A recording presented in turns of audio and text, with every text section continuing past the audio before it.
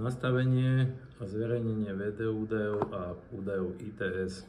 Pri prvom načítaní karty sa vodiča pýta, či zverejniť údaje VDO a zverejniť údaje ITS. Pokiaľ vodič nepotvrdí áno, pri ďalšom načítaní tachografovej karte ostane zápis nezmenený, čiže pokiaľ bude vodič si chcieť zmeniť v budúcnosti nastavenie VDO, zverejnenie a ITS zverejnenie, musí prejsť do menu tachografu, otvoriť, ide do kolónky vodič, zadať, prejde v menu na nastavenia a tachograf sa už pýta zverejniť údaje ITS.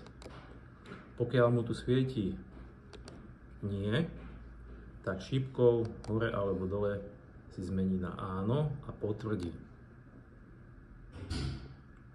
Zadania sa uložia, šípkou dole sa tachograf pýta zverejniť údaje VDO, zase potvrdíme OK áno a pokiaľ je tu zase nie, tak si ho prepneme šípkou do nastavenia áno a dáme OK. A z menu vyjdeme